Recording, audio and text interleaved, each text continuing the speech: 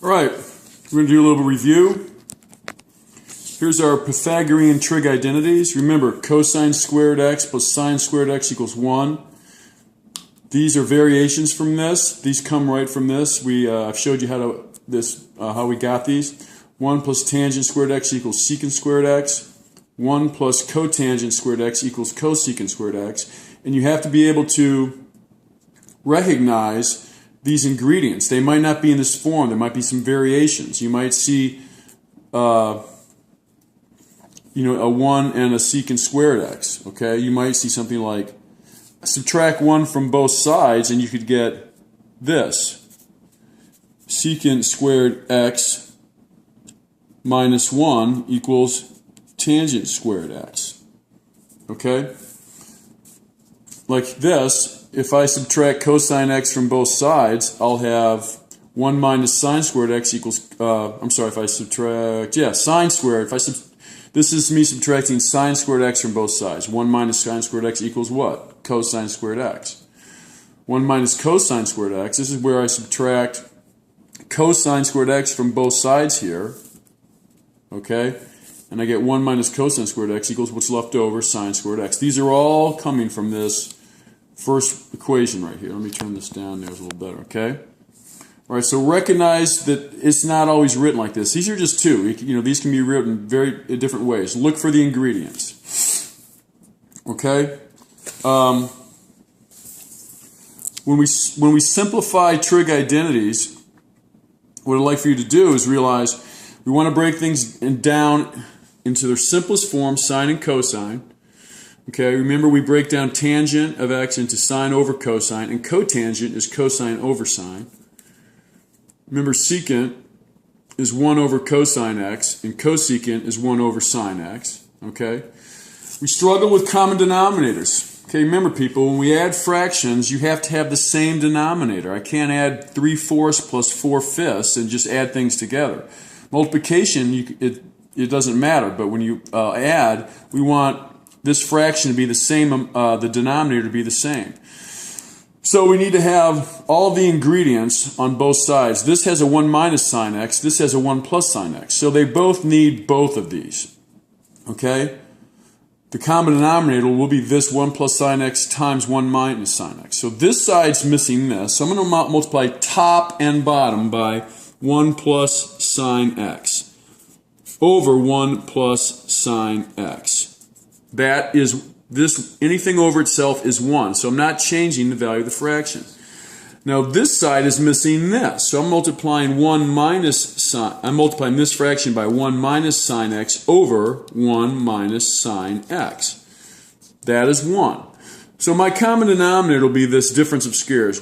Difference of squares. 1 times 1. The outer is plus sine x, the inner is minus sine x. They cancel out. And the last term in our FOIL is negative sine x times plus sine x is minus sine squared x. That is your denominator.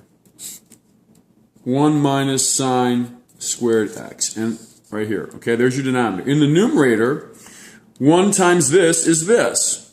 1 minus sine x. And notice we're adding. That makes it very nice adding, okay? All right? Okay? Because now, if once I multiply this, I don't have to distribute a negative and change the signs of this. It's plus, so it doesn't change anything. So it's just adding what? What's 1 times this is just this, 1 plus sine x.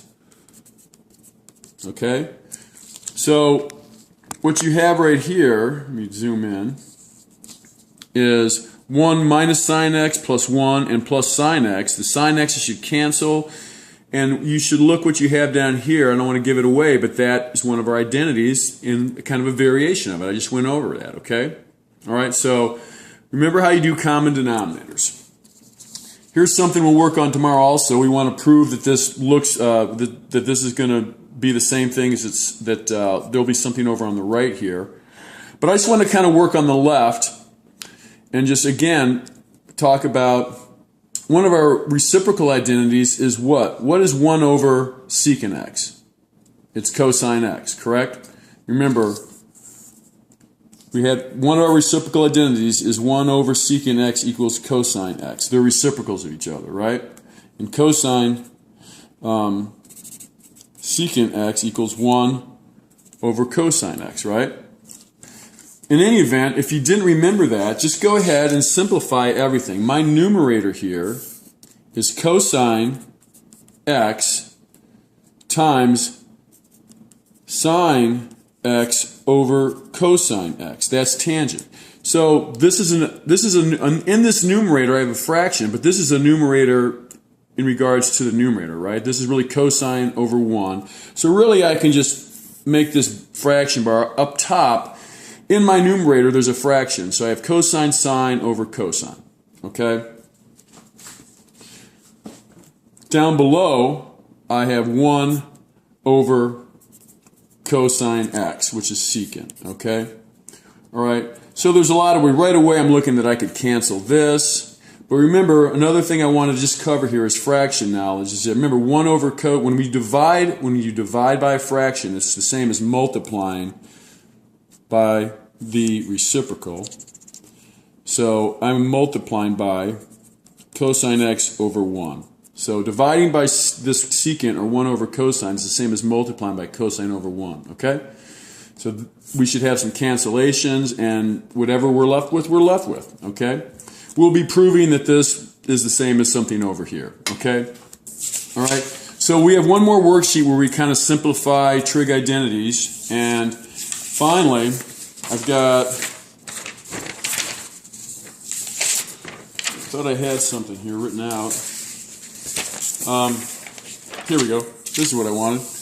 Okay? This is what our test will cover, these simplifications and this root 2, this type problem solving. Okay? Remember, treat this just like algebra, like this would be an x. Okay? I want to solve for this right here. I'm going to subtract root 2 from both sides. That gives me 2 cosine x equals negative root 2. I'll divide by 2. Cosine x equals negative root 2 over 2. Then finally, inverse cosine of negative root 2 over 2 equals an angle. I know that root 2 over 2 is for a 45-degree reference angle. Okay, a triangle that's what?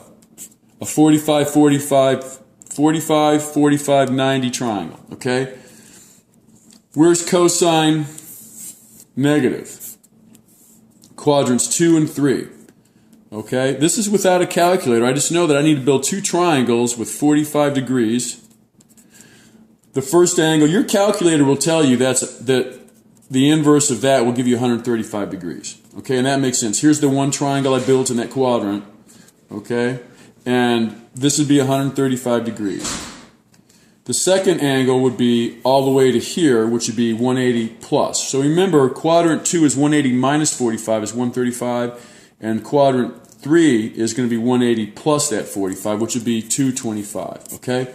All right, that's all I have for today. This will be, again, the test will be Tuesday. It will be on simplifying trig identities, solving, and remember we're going to have the RADI acronym, okay, as far as graphing things, and we'll go over that maybe tomorrow's video, okay, to help you out. All right, have a good night.